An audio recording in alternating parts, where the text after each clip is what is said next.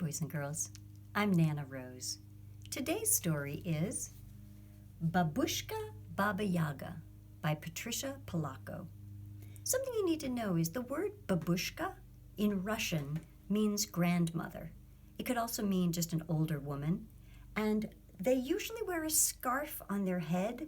And so the scarf itself has also been called now a babushka. So the first meaning of the word is the grandmother, babushka. And then babushka can also just mean the scarf that a grandmother wears. So this is Babushka, Baba Yaga. Oh, and Baba Yaga means grandma witch in Russian. And sometimes grandma witch is evil, but sometimes she's actually kind of nice. So it depends on what version of Russian folklore you're reading. Babushka, Baba Yaga by Patricia Polacco. To the 50 American school children who went to art camp with me in Russia in the summer of 1989, with love to all of you, and especially to Derek Hayashi.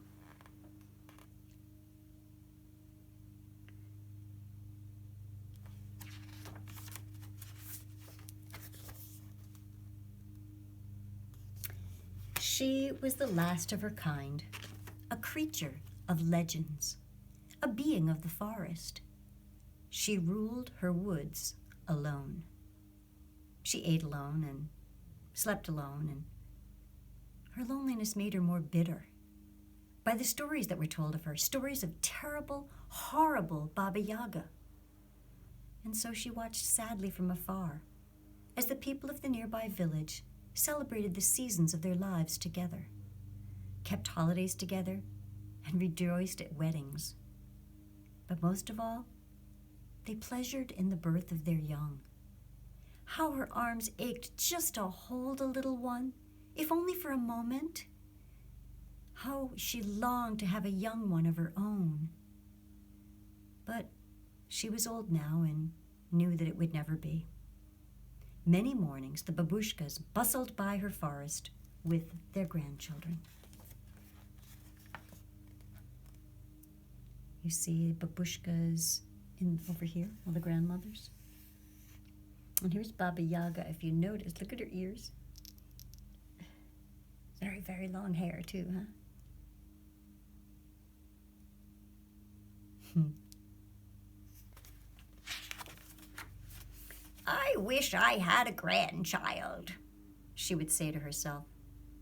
Then one day, as she came close to the daka of one of the babushkas, she saw some of her clothes drying on the clothesline. I shall borrow these, thought Baba Yaga. I will be a babushka instead of Baba Yaga. So here she is coming out of the woods. Notice all the little fairies that are with her. And there's a babushka and the clothes on the line. And here's Baba Yaga. Daka means a house.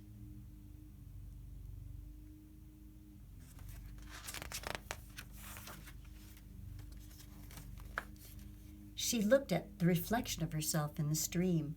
Ooh, I shall have to scrub the forest off my skin, cut my nails, comb my hair, but, my ears, she said with a sigh. What will I do about my ears? Then she remembered that babushkas always wore scarves.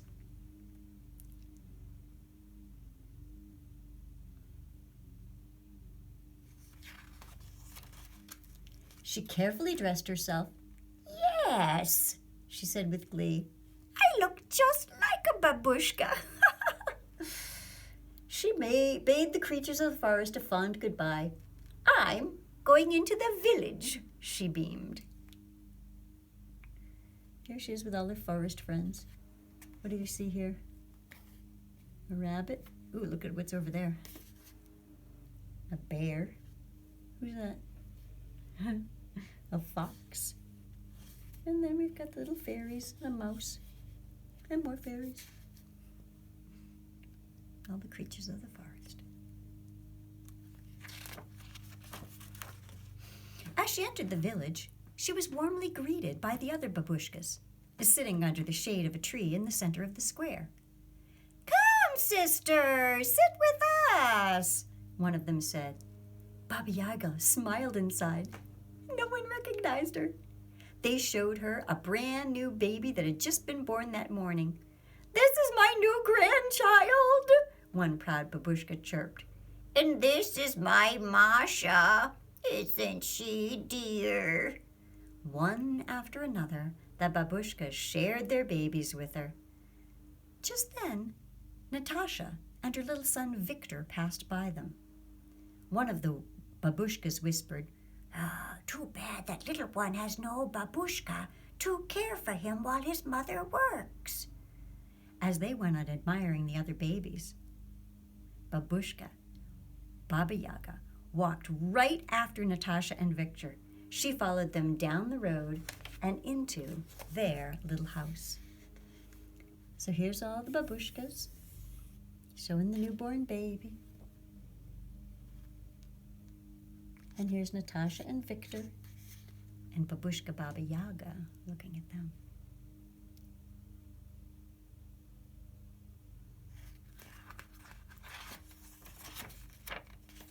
"Old one," Natasha greeted her cheerfully. "How is it that you are here?" "Oh, perhaps you can help me," Baba Yaga said. "I'm new in the village and quite alone. I need a place to stay. I can cook, clean, and take care of your son for you." I have no money to pay you," Natasha answered sadly. "Oh, I need no money. All I need is a place to rest my old head and perhaps a little food." "Well, then you shall indeed stay with us, old one." "Oh, I kiss your eyes and I hold you in my heart," Baba Yaga said happily. And stay she did.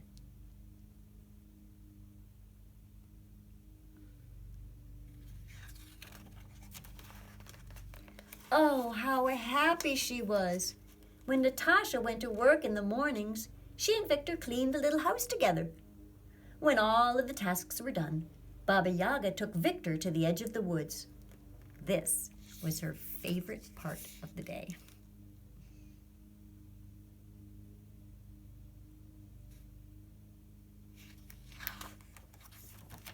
She pulled Victor into her lap, and she cradled him there.